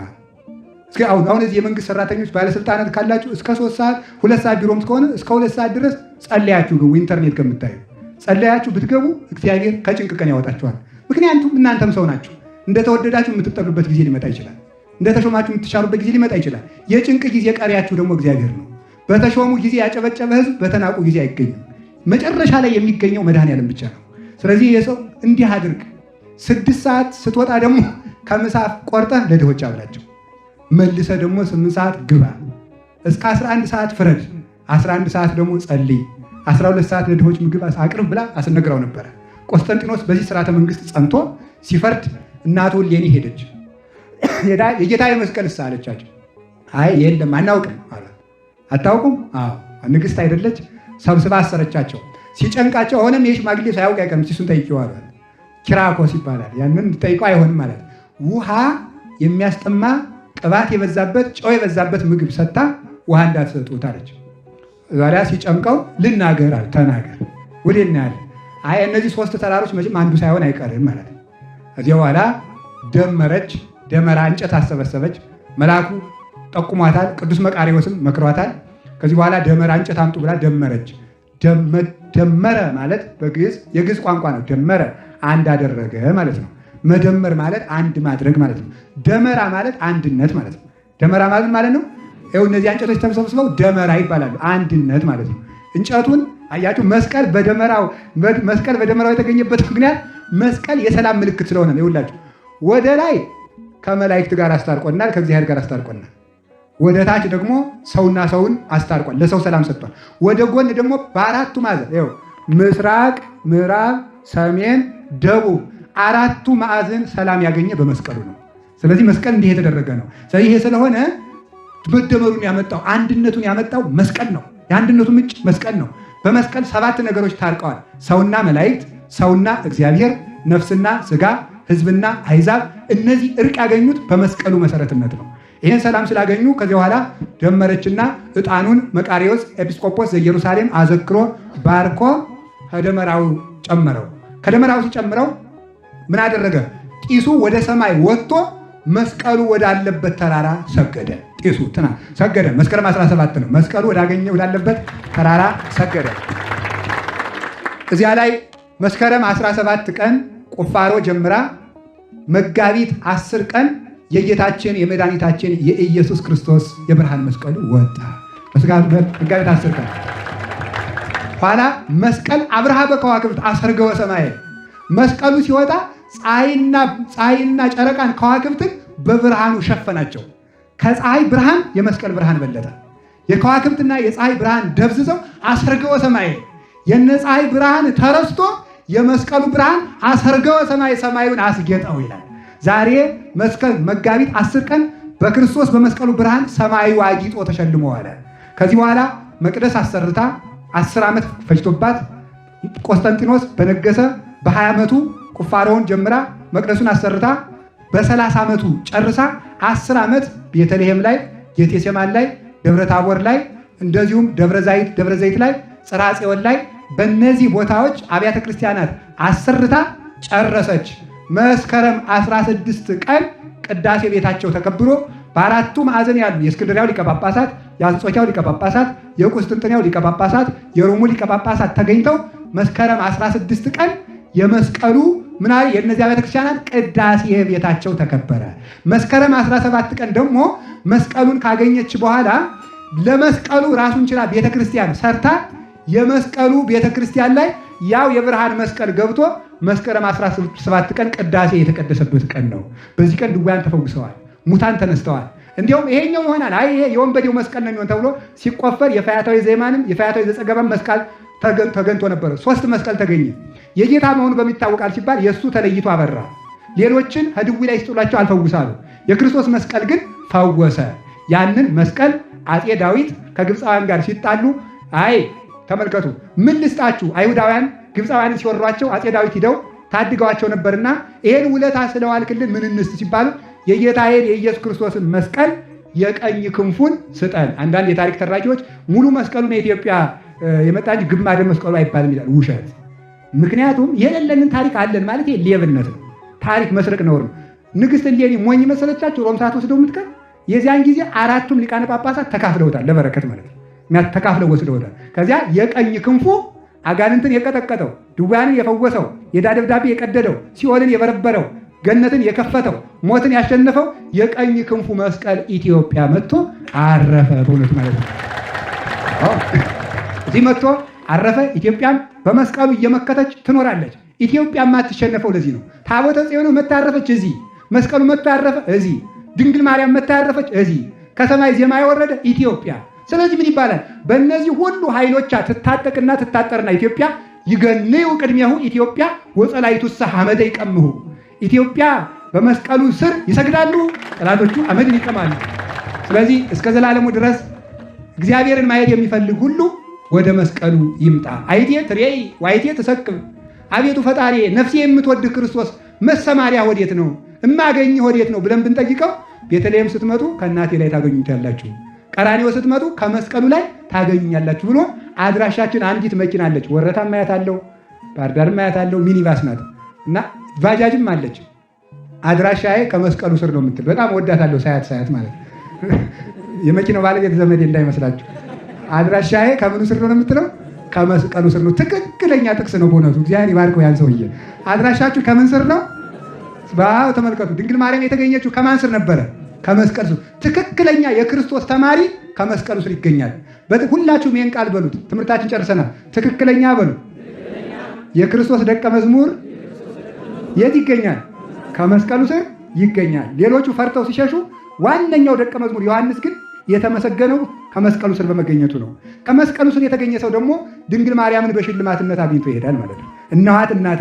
ዛሬ መስቀሉን ብላችሁ የወጣችሁት ሁሉ እመቤታችንን ሽልማት አድርጎ እግዚአብሔር ይስጣችሁ። የእመቤታችን እናትነትና ረድኤቷ ሁላችሁንም ይጠብቃችሁ። አንዲት ቃል ተናግሬ ልፈጽም። መስቀል ይመሰገናል። አንድ ቃል መናፍቃኑ የሚያራግቡ ስላለ ይህን አጥርቼላችሁ መሄድ ስለፈለግኩ ነው። ንስግድ ለመስቀል ወለማርያም ድንግል። ለመስቀልና ለድንግል ማርያም ልንሰግድ ይገባል። በሉ ለመስቀልና በሉ ለድንግል ማርያም። በመስቀሉ ላይ ማን ስላለ? የምናመልክ ማንን ነው? በመስቀልና በድንግል ማርያም ስግደት የምናቀርብ ለማን ነው? ለእግዚአብሔር ነው። ለእግዚአብሔር ስግደት እናቀርባለን። አሁን ምን ይላል ተመልከቱ። ለሉ አንድ በሰሞኑን ሁሉ ብዙ ሰው ሲጠይቅ ነበር። ለዚህ ነገር መልስ የማሰጡት ለምንድን ነው? መናፍቃኑ በዚህ ጉዳይ እያራገቡ ነው ብሎ ስለተጠየቁ ነው። ለሉ ክልኤቱ ፍጡራን ስብሐተ ፈጣሪ ይደለዎም። ለእነዚህ ለሁለቱ ፍጡራን የፈጣሪ ክብር ይገባቸዋል ይላል። እስቲ በሉ ለኒ እሺ ስብሐተ ፈጣሪ ይደለዎም፣ የፈጣሪ ምስጋና ይገባቸዋል ይላሉና ይላል። ተመልከቱ ይላሉና ስለዚህ ምን ይላሉ? ክርስቲያኖች ኦርቶዶክሶች አውቀው ነው እንጂ መስቀልንና ማርያምን አናመልክም የሚሉ ማርያምንና መስቀልን ከእግዚአብሔር ጋር እኩል ያመልካሉ የሚሉ ሰዎች መጥተዋል ማለት ነው። ይሄንን ማወቅ ይገባቸዋል። ምክንያቱም ይሄ መስተብቁ ዘመስቀል የሚባለው ምን ይላል መሰላችሁ? ለማርያምና ለመስቀል ምስጋና ይገባልና የፈጣሪ ምስጋና ይገባቸዋል ይላል። አሁን ይችን ቃል ለምትዙት የፈጣሪ በሉ። የፈጣሪ ምስጋና ይገባቸዋል ካላችሁ የፈጣሪን ምስጋና ለማርያምና ለመስቀል ሰጥታችኋል ብለው የሚከራከሩ ሰዎች አሉ። ለዚህ መልስ ልንገራችሁ። እስኪ አንድ ጥያቄ ልጠይቃችሁ። እየሰማችሁ ነው? በጣም ጥሩ። የእግዚአብሔርን ውሃ ጠጣው በሉ። አዎ። የእግዚአብሔርን እንጀራ በላው፣ የእግዚአብሔርን መንግስት አገኘው። አሁን እንደዚህ ስንል እግዚአብሔር የሚጠጣውን ቀምተን ጠጣ ነው ማለት ነው። ምን ማለታቸው ነው? እንግዲህ እግዚአብሔር የፈጠረውን ማለት ነው። እግዚአብሔር የፈጠረውን በሉ። ወበላይኩ ተመልክቱ ማይደ እግዚአብሔር ቢል አሁን ተሳቢ በቅኔ ቤቱም ሙያ በመጽሐፉ እንኳን ተሳቢ ከተብሎም ይፈታል፣ የተብሎም ይፈታል። ከና የበሉ ከየበሉ ያለ ጥቂት ደቂቃ ነው። ከ10 ደቂቃ በላይ አልሄድም። ከበሉ እንደገና በሉ ከስብሐተ የሚለው ሲሳብ ተሳቢ ምን ይፈታል? ከተብሎ ይፈታል፣ ይፈታል። ወበላይኩ ማይደ እግዚአብሔር ሲል ምን ማለት? ዘተደለው እምኀበ እግዚአብሔር ማለት ነው። ፍቺው ዘተደለው እምኀበ እግዚአብሔር ማለት ከእግዚአብሔር ዘንድ የተገኘ ማለት ነው። እግዚአብሔር የፈጠረው ነው እንጂ እግዚአብሔር ሊጎርሰው የነበረውን በላሁት ማለት አይደለም። የእግዚአብሔርን ውሃ ጠጣው ቢባል እግዚአብሔር የፈጠረውን ማለት ነው። ልብ ብላችሁ እንድትሰሙኝ ይፈልጋለሁ። የእግዚአብሔርን መንግስት ወረስኩ ማለት ከእግዚአብሔር ዙፋን ላይ እግዚአብሔርን ቀምቼ ነገስኩ ማለት እግዚአብሔር የሚያወርሰውን ማለት እግዚአብሔር የሚያወርሰውን ማለት። ልክ እንደዚህ የእግዚአብሔር ምስጋና ይገባቸዋል ማለት ፈጣሪ የሰጣቸውን ምስጋና ይገባቸዋል። ፈጣሪ የሰጣቸዋል። ምክንያቱም ቅዱስ ዳዊት ይላል እግዚአብሔር ይሁ ክብረ ወሞገሰ እያሰጼንሶሙ እግዚአብሔር ለለያሃውሩ እንበረከቱ ለለያሃውሩ በየዋሃት። እግዚአብሔር ክብርና ሞገስን ይሰጣል። ቅዱስ ጳውሎስ ደግሞ ይላል እግዚአብሔር ያከበራቸውን ማን ይከሳቸዋል? ማን ይከሳቸዋል? እንኳንስ ለድንግል ማርያምና ለመስቀል ለተሾመ ሁሉ ተገዙ ተብሎ ተጽፏል። እስመ ይሰየም መኮንን ዘእንበለ ዘእምኀበ እግዚአብሔር። ስለዚህ የፈጣሪ ምስጋና ይገባቸዋል ማለት ትርጉሙ ፈጣሪ የሰጣቸውን ምስጋና ማክበር ይገባል። በሉ ሁላችሁም ፈጣሪ የሰጣቸውን በሉ። እሺ ማክበር። መስቀሉን ያከበረ ማን ነው? ድንግል ማርያምን ያከበረ ማን ነው? ስለዚህ ፈጣሪ የሰጣቸውን እንሰጣቸዋለን ማለት ነው እንጂ የእግዚአብሔርን ምስጋና ለድንግል ማርያም ለመስቀል እንሰጣለን ማለት አይደለም። ይህም በቤተክርስቲያኒቱ ቋንቋም በቤተክርስቲያኒቱ ትምህርት ቤትም በመጽሐፍም ስላልኖሩ ነው።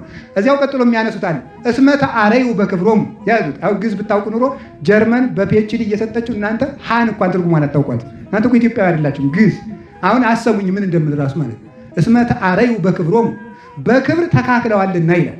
ይጠቅስላችኋል። አንዱ ጥራዝ ነጠቅ ዲያቆን መናፍቅ የሆነ ማለት ይጠቅስና እስመ ተአረዩ ነው የሚል ይላል።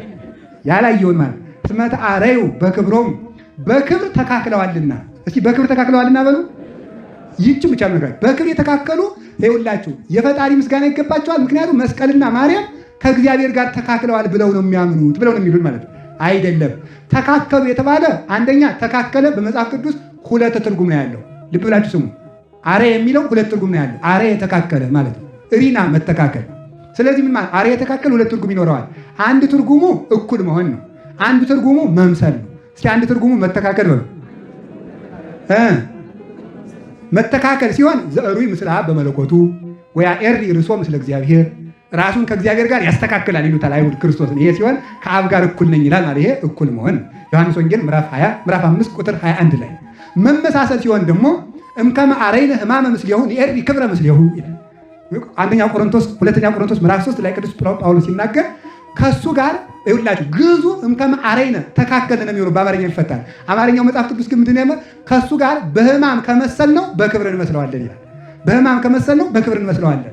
ምን ማለት በሕማም ግዙ ግን ቃል በቃል ቢፈታ በሕማም ከተካከል ነው በመከራ እንተካከል በክብር እንተካከለዋለን ማለት ነው። ልብ ብላችሁ ስሙ።